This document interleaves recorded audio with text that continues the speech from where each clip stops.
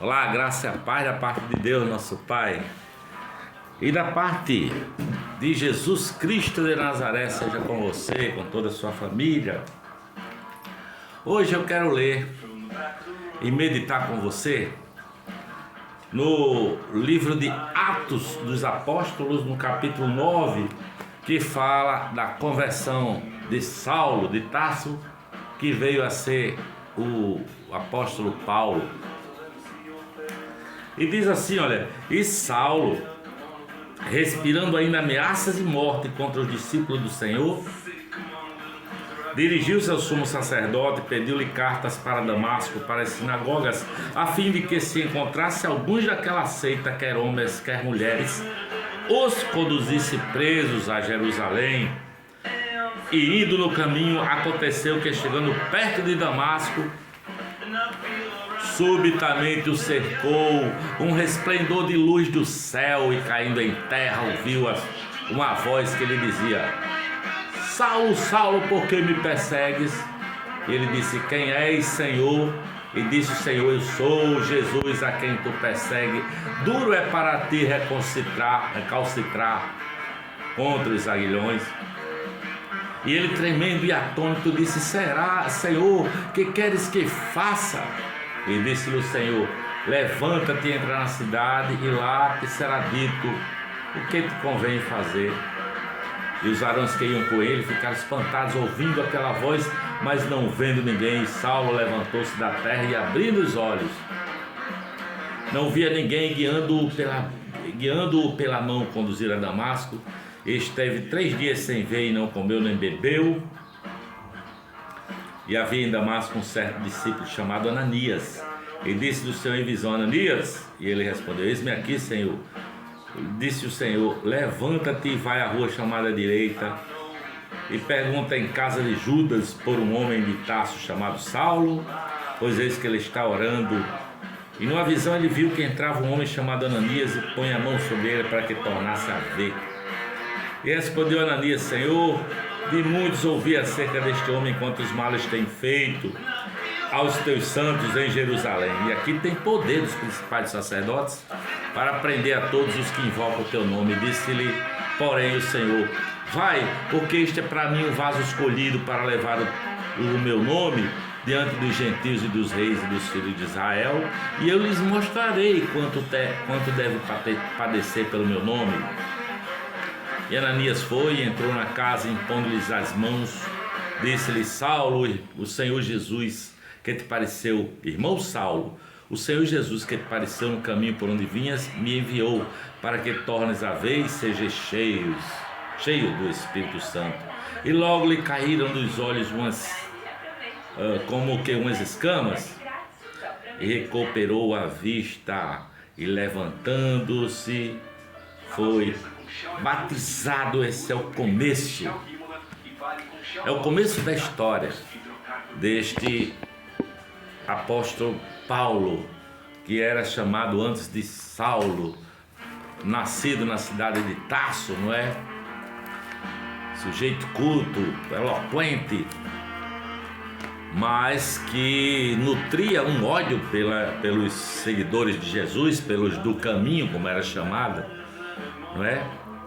E alguma coisa no coração dele o movimentava a mandar prender, mandar matar, consentir no apedrejamento dos discípulos, como foi no caso de Estevão.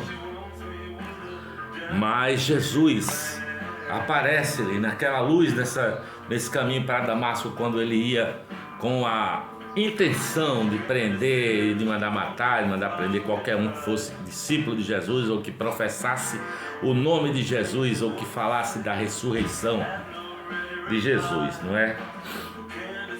Porque desde então todos nós estamos aqui para proclamar, entender, acreditar na ressurreição, não é? Por isso que eu oro e peço a Jesus que as minhas palavras aqui nesse canal ajude-nos a crer na ressurreição de Jesus na terra, não é? E que tu estás aqui por derramar-se do teu Espírito Santo venceste a morte, tu és Deus e és Senhor, Jesus Cristo, homem. Verdadeiramente, a humanidade precisa crer na ressurreição e na vida, porque Jesus diz: eis que o reino de Deus está dentro de cada um de nós. Pela fé nós vencemos a morte, pela fé nós vencemos a culpa, pela fé nós vencemos o medo, não é? Pela fé é que vencemos a falta de razão para viver. Não tenho razão para viver, mas pela fé eu tenho, não é? Ele nos faz andar assim, com uma sensação, uma certeza absoluta, não é nem uma sensação, de que nós somos mais do que vencedores por aquele que nos amou. E a palavra de Deus diz que esta é a vitória que vence o mundo. A nossa fé em Jesus Cristo, o Senhor, Jesus Cristo, o resplendor que é mais forte do que o sol do meio-dia, o sol da minha vida, o sol da ressurreição, o sol da vida. Eu me lembro que numa determinada ocasião, alguns anos atrás, eu confuso e envolvido com muita substância ilícita, na companhia de um amigo chamado André Justino, e mais umas 6 a 8 pessoas numa casa de praia lá em Touros, e todos, absolutamente todos, estavam cheios de drogas, não é? Tinha fumado muita maconha, estava todo mundo doidaço. E o Espírito Santo me incomodou no coração e eu vi a tristeza e a angústia nos olhos de cada um e comecei a questionar o que era a vida, o que é isso. Antigamente tinha-se uma expressão que dizia que quem andava nesse universo da droga se dizia cabeça feita. Éramos cabeça feita, significando que o resto do mundo, que tinha uma vida, digamos assim, sem envolvimento com essas coisas, não é? Eram os caretas, né? Os caretas. E eu me considerava um cabeça feita e comecei a questionar o que era ser cabeça feita. Se era usar droga e ficar daquele jeito, naquela angústia sem fim, naquele desengano que eu via no olhar das pessoas noiados, tentando se esconder assim por trás de uma rede. E nesse dia eu questionei isso com uma performance que me veio no coração. Eu comecei a falar isso na sala da casa de touros. Era noite, a lua surgia no mar, assim, no horizonte, a lua linda, a lua cheia. E eu chamei as pessoas para ir para fora da casa, para a varanda, para ver a lua, para ver o mar, a noite linda. Mas ninguém quis, ficou lá tocado no seu universo, não é? E eu disse: meu Deus do céu, o que é isso? E conversando com o André, a luz brilhou no rosto dele quando nós começamos a discernir que existia um Deus que estava no sentido de tudo e tinha resposta para as nossas questões. E dali começou a minha caminhada com Deus a partir dessa noite louca, né? E houve esse divisor de águas para mim, né? Para que eu comecei desde então a viver para ser um ser humano de Jesus, não é? Para ser habitação, templo do Espírito Santo, para ser sal da terra e luz do mundo, assim como diz a palavra, não é?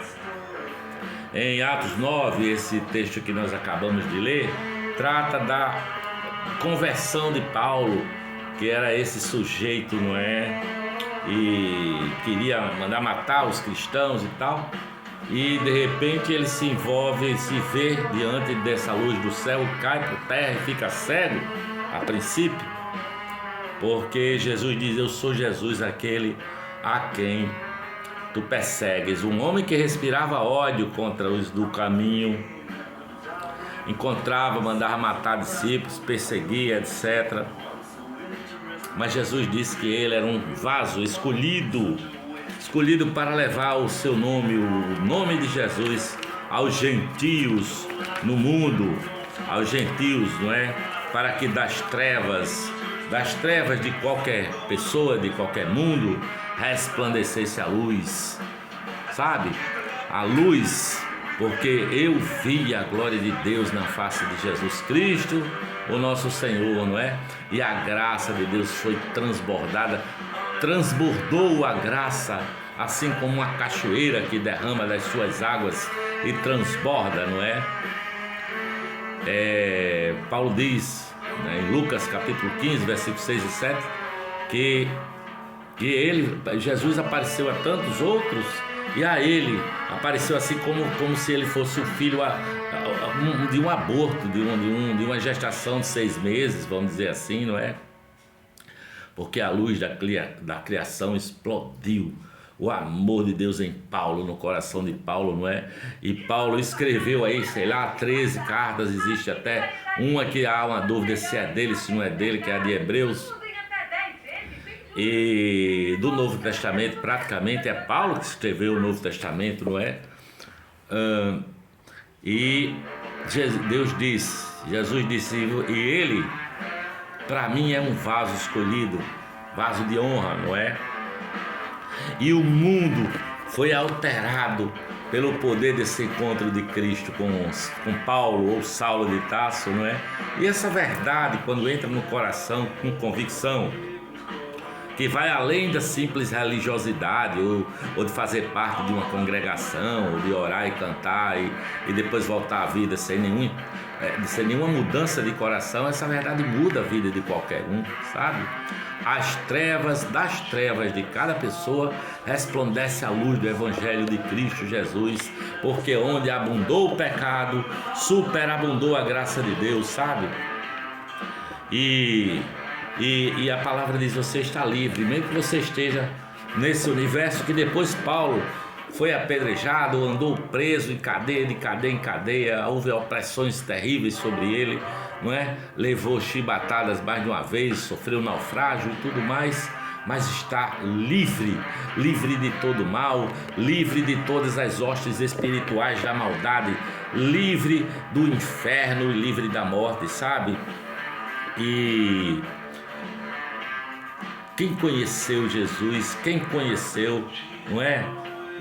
Os demônios sabem da tua vida e fogem de ti, assim como as trevas fogem da luz, porque estou bem certo de que nem a morte, nem a vida, nem as dificuldades da vida, nem as aflições, nem anjos, nem demônios, nem principados, nem potestades, nem altura, nem largura, nem profundidade, nem alguma outra criatura, nem mesmo o próprio diabo poderá nos separar do amor de Deus que está em Cristo Jesus, o nosso Senhor.